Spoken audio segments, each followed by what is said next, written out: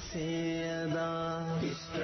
اللہ الرحمن الرحیم ایاک نعبد و ایاک نستعین۔ میں آج آپ سب کو خوش آمدید کہتا ہوں۔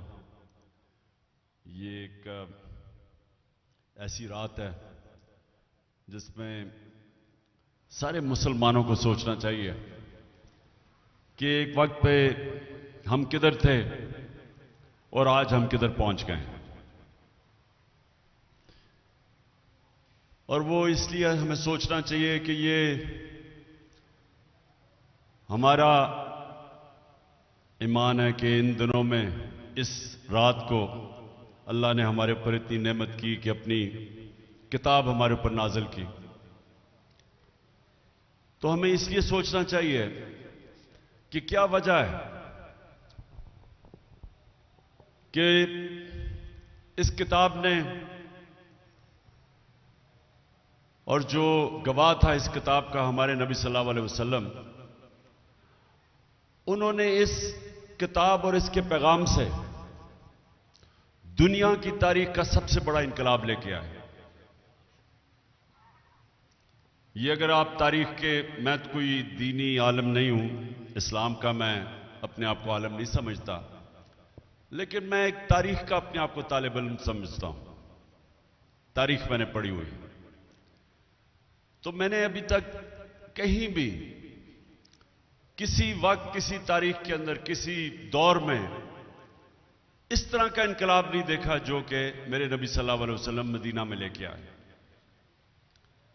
کوئی اس کا مثال نہیں ہے۔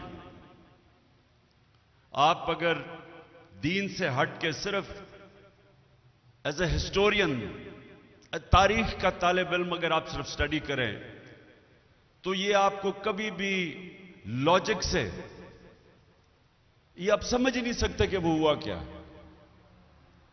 پھر سے میں کہتا ہوں، اس کی تاریخ میں کوئی مثال نہیں ہے،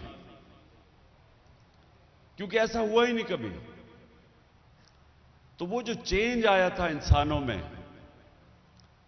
لوگوں کو یہ بھی بتاتا ہوں، یہ لوگ، ہم جب بچپن میں پڑھتے تھے اپنی تاریخ تو ہمیں ایسے لگتا تھا کہ وہاں بڑی جنگیں ہوئیں اور بڑی پتہ نہیں کتنے لوگ شہید ہوئے اور دوسری طرف کتنے لوگ مارے گئے، اور پھر ایک تبدیلی آئی تھی۔ آپ سب کو حیرت ہوگی یہ سوچ کے کہ 622 اور 632 کے درمیان 10 سالوں میں، ان 10 سالوں میں جو ٹوٹل لوگ جنگوں میں مرے تھے دونوں طرف، وہ 12 یا 1300 تھے۔ 10 سال میں 12 یا 1300 لوگ مرے تھے، اور سارا عرب 10 سال کے بعد نبی صلی اللہ علیہ وسلم کے نیچے، اسلام کے نیچے آ گیا تھا۔ 1 لاکھ سے کلومیٹر، اسکوائر کلومیٹر زمین سب ان کے نیچے آ گئی تھی۔ تو یہ سمجھنے کی بات ہے کہ یہ کوئی تلوار کے زور سے دین نہیں پھیلا تھا۔ یہ جو تبدیلی آئی تھی کہ 10 سالوں میں وہ سارا عرب بھی ان کے نیچے آ گیا، اور خون بھی نہیں بہا۔ جس طرح جب منگولین نے، انہوں نے بھی فتح کی تھی ایک دفعہ دنیا، لیکن کروڑوں لوگوں کی جانیں لی انہوں نے اور خون کے دریا بہے۔ لیکن اس باری تو جس طرح میں نے کہا 12 سے 1300 ٹوٹل کیجولٹیز تھی، تو اصل میں ذہنی طور پہ فکری انقلاب تھا۔ انسان بدل گئے تھے۔ قرآن کی جو آیت ہے کہ میں کبھی کسی قوم کی حالت نہیں بدلتا جب تک وہ قوم خود اپنی حالت بدلنے کی کوشش نہ کرے۔ تو انسانوں نے اپنے آپ کو بدلا تھا، اور وہ پیغام تھا قرآن کے اندر، اور وہ نبی صلی اللہ علیہ وسلم وہ چلتے پھرتے قرآن تھے، اس لیے اللہ کا حکم تھا ان کی اس سنت پہ چلو، ان کی شریعہ پہ چلو۔ تو اس پیغام نے انسانوں کو بدل دیا، اور ان انسانوں نے دنیا کی امامت کی۔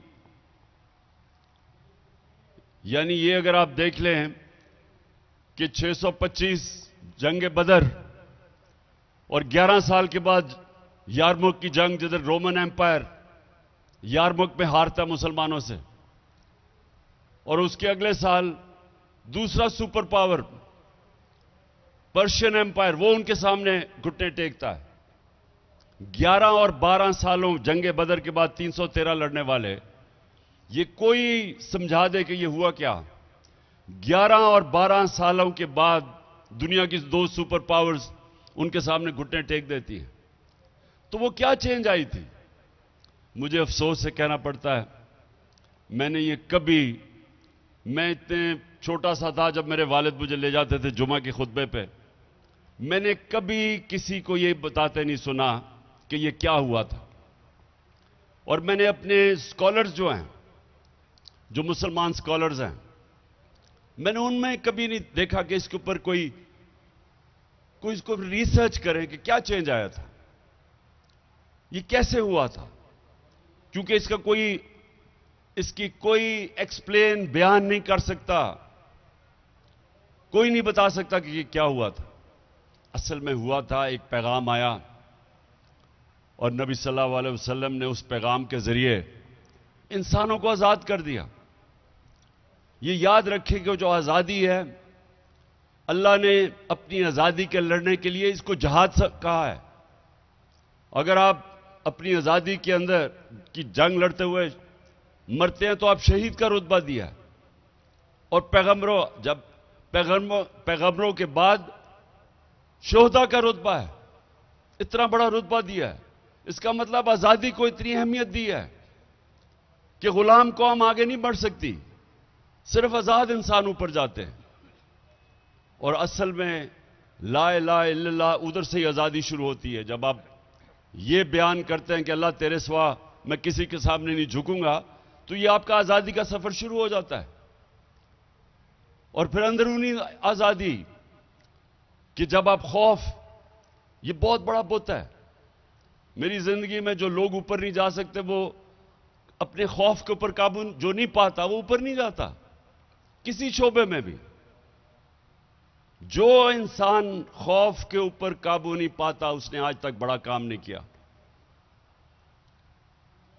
جو میں مثال دیتا ہوں، جو شخص سب سے پہلے سب سے اونچے پہاڑ پہ چڑھا تھا آج سے کوئی 70 سال پہلے، تو اس سے پہلے سب لوگ جو اوپر چڑھنے گئے تھے ماؤنٹ ایوریسٹ کے، وہ مر گئے تھے، اور شاید تھوڑے سے تھے جو بچ کے واپس آ گئے تھے۔ تو سوچیں کہ جب اس نے فیصلہ کیا چڑھنے کا، تو اس نے سب سے پہلے اپنے خوف کے اوپر قابو پایا۔ اور قرآن کی آیت ہے کہ جو لوگ ایمان لے آئے ہیں میں ان کے خوف دور کر دیتا ہوں۔ ان لوگوں کے خوف دور کر دیا اللہ نے، وہ جو عرب جن کی حیثیت ہی کوئی نہیں تھی، 2 سپر پاور دونوں طرف، تو ان کو آزاد کیا خوف سے، بڑے انسان بنانے کے لیے جنہوں نے دنیا کی امامت کی۔ پھر ان کو جو کیریکٹر ہے، ایک بڑے انسان کا بڑا کیریکٹر ہوتا ہے، جو مثال تھی صادق اور امین کی، سچا اور انصاف کرنے والا، جو ان کے صحابہ تھے سب لیڈر بن گئے، جو ان کے ارد گرد تھے وہ لیڈرز بن گئے، انسانوں کو لیڈرز بنا دیا۔ میں پڑھ رہا تھا کہ حضرت بلال جو غلام تھے انہوں نے بھی 2 کیمپین جنرل بن کے لیڈ کی تھی، غلاموں کو انہوں نے جنرلز بنا دیا۔ جو مجھے سب سے پسند ہے مولانا رومی کی، جب وہ کہتے ہیں کہ جب اللہ نے تمہیں پر دیے کیوں زمین پہ رینگ رہے ہو؟ سب انسانوں کے پاس پر ہیں، لیکن اس پرواز کے لیے ایک راستہ چاہیے، اور وہ راستہ آپ 5 وقت کی نماز میں مانگتے ہیں کہ اللہ اس کے راستے پہ لگا جن کو نعمتیں بخشی ہیں۔ وہ والا راستہ ہے پرواز کا، وہ بھی ہمیں نہیں سمجھ ابھی تک۔ سوچیں کہ آپ مکہ مدینہ جائیں، سب سے زیادہ آپ کو مسلمان پاکستانی ملتے ہیں وہاں۔ میں تو جب بھی گیا ہوں مجھے سب سے زیادہ وہاں پاکستانی نظر آئے، مسلمان۔ یہاں سب سے زیادہ عشق کیا جاتا ہے نبی صلی اللہ علیہ وسلم سے، عاشق رسول زیادہ یہاں ہے۔ تبلیغی جماعت کا اجتماع ہوتا ہے، 20 لاکھ لوگ جمع ہو جاتے ہیں۔ لیکن یہ پوچھیں کہ کیوں ہماری یہ حالات ہیں آج، کہ دنیا میں گھٹنوں پہ پھر رہے ہیں، بھیک مانگتے ہوئے پھر رہے ہیں، ملک غریب ہے، لیکن پاکستانی امیر ترین ہیں، اربوں روپے کی ان کی پراپرٹیز باہر ہیں، لیکن ملک غریب ہے۔ کیونکہ ہم اتنا دور چلے گئے اس پیغام سے جس پیغام نے مسلمانوں کو اوپر لے کے گیا تھا. ایک دفعہ جو ایک پیغام اوپر لے کے گیا تھا، آج ہم وہ پیغام سے دور چلے گئے ہیں. اور وہ جو ملک آج اوپر ہے، اور میں ان برطانیہ میں میرا بڑا وقت گزرا اسٹوڈنٹس لائف پہ، یونیورسٹی گیا، پھر میں کرکٹ کی وجہ سے. تو آہستہ آہستہ مجھے یہ سمجھ آئی کہ جو بھی نبی صلی اللہ علیہ وسلم کے پیغام پہ جائے گا، کیونکہ وہ رحمت للعالمین ہیں، سب انسانوں کے لیے وہ رحمت بن کے آئے تھے. تو وہ یہ نہیں تھا کہ رحمت المسلمین، نہیں تو ہو سکتا صرف ہم ہی مسلمان ہی اوپر جاتے ان کے پیغام پہ چل کے، لیکن وہ سب انسانوں کے لیے رحمت بن کے آئے تھے. تو جو بھی انسانی معاشرہ ان کے حکم پہ چلے گا وہ اوپر چلا جائے گا. جس طرح مسلمان تب اوپر گئے تھے، مدینہ کے بعد کئی 100 سال تک انہوں نے دنیا کی امامت کی. تو آج ہمیں پاکستانیوں کو یہ سوچنا چاہیے اس رات کو، یہ بڑی عظیم رات ہے کہ جس دن اللہ کی کتاب ہمارے پہ نازل ہوئی تھی. ہم کتاب کی اتنی قدر کرتے اور ہمیشہ کرنی چاہیے، اللہ کی کتاب ہے، لیکن ہم نے اس کے عمل نہیں کرتے. اس کے اوپر ہم عشق کرتے ہیں اپنے رسول سے، لیکن ان کی سنت پہ نہیں چلتے. اور اگر آج آپ اپنے حالات دیکھیں تو سب سے بڑی وجہ یہ ہے، جس طرح علامہ اقبال نے کہا کہ جب بھی مسلمان معاشرہ اوپر جاتا ہے، وہ واپس جاتا ہے وہ مدینہ کی ریاست کے اصولوں کے اوپر، اور پھر اوپر آتا ہے. اور جب وہ نیچے آتا ہے تو ان سے دور چلا جاتا ہے. تو ہمارے لیے آج سب کو یہ سوچنا چاہیے کہ ہم اب کیسے اس قوم کو اوپر لے جا سکتے ہیں. اور میں آپ کو یہ بتا دوں کہ وہ جو بڑے سیدھے سیدھے اصول ہیں کہ جب تک ہم اس ملک میں عدل اور انصاف نہیں پیدا کریں گے اور اس کے لیے جنگ نہیں لڑیں گے، ہم آزاد نہیں ہوں گے. اور جب تک ہم آزاد نہیں، ہم اوپر نہیں جا سکتے، ہماری پرواز اوپر نہیں جائے گی. اور عدل انصاف کبھی بھی جو طاقتور، جو مافیاز، جو ایک کرپٹ نظام سے فائدہ اٹھا رہے ہیں، وہ کبھی انصاف نہیں آنے دیں گے. کیونکہ وہ ایک ظلم کے نظام سے وہ فائدہ اٹھا رہے ہیں. چھوٹا سا طبقہ ہے، وہ نہیں آنے دے گا.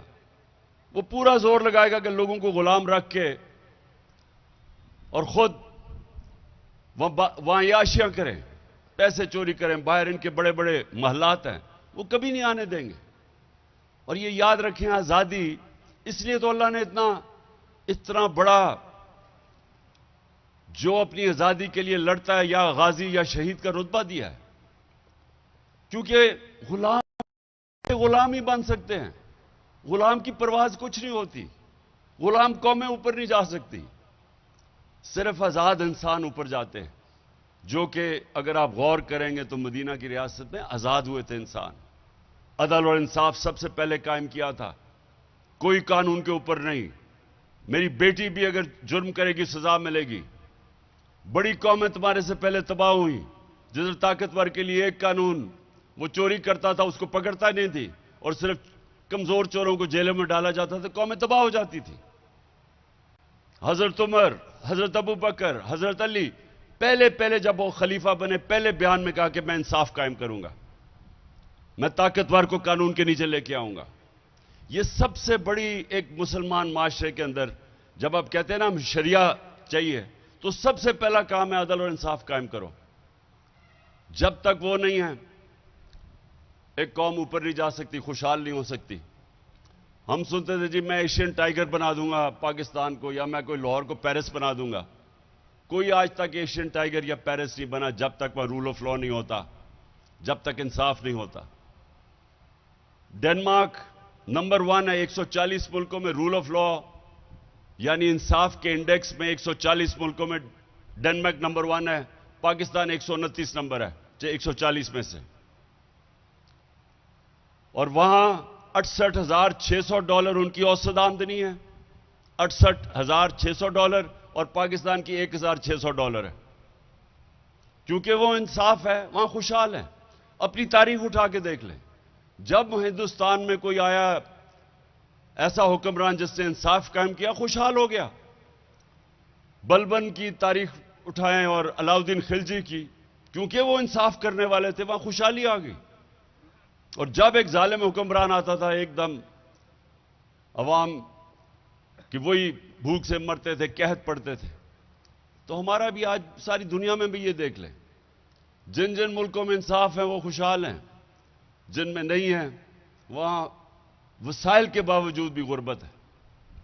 اور یہ جو آخر میں آپ سب سے, اپنی قوم سے بھی یہ کہتا ہوں کہ کبھی کوئی آزادی آپ کو پلیٹ میں پکڑا کے نہیں دیتا. دنیا کی تاریخ میں کبھی کسی نے زنجیریں خود ہی کھول کے نہیں آپ کو آزاد کیا. زنجیریں توڑنی پڑتی, آزادی کے لیے جدوجہد کرنی پڑتی ہے, جہاد کرنی پڑتی ہے. اور پھر جب آپ اپنی آزادی لیتے ہیں تو آپ کی پرواز اوپر جاتی ہے. ہمارا یہ وقت ہے اس وقت پاکستان میں کہ جب انسانی حقوق نہ ہو, طاقتور جو مرضی کرے, چوری کرے اور NRO لے لے, اور دوسرے لوگ اگر وہ ان سے کہیں کہ ہم آئین چاہتے ہیں تو ان کو پکڑ جیلوں میں ڈالیں, جیلوں کے اندر ان سے تشدد کیا جائے, تو یہ نظام نہیں چل سکتا. اور اس نظام میں یہ فیصلہ کر لیں کہ اگر آپ نے یہ نظام کو چلنے دیا تو آپ کا کوئی مستقبل نہیں ہے. اور یہ اللہ قرآن میں کہتا ہے کہ میری زمین پہ دیکھو کتنی قومیں میں نے تباہ کی جو میرے حکم پہ نہیں چلی. وہ کہتے ہیں, اور آپ دیکھ لیں کہ دنیا کی تاریخ میں کتنے بڑے بڑے سویلائزیشن آئے اور تباہ ہو گئے. سب سے بڑی وجہ یہ تھی کہ وہاں ظلم تھا. جو حضرت علی رضی اللہ تعالی نے کہا کہ کفر کا نظام چل جائے گا لیکن ظلم کا نظام نہیں چل سکتا. میں آج یہی چاہتا ہوں, جب آپ پیر صاحب دعا کریں, دعا مانگیں, تو ضرور ہمارے ملک کے لیے کریں کہ ہم سب سے زیادہ اپنے آپ کو انصاف لے کے ملک کو آزاد کریں.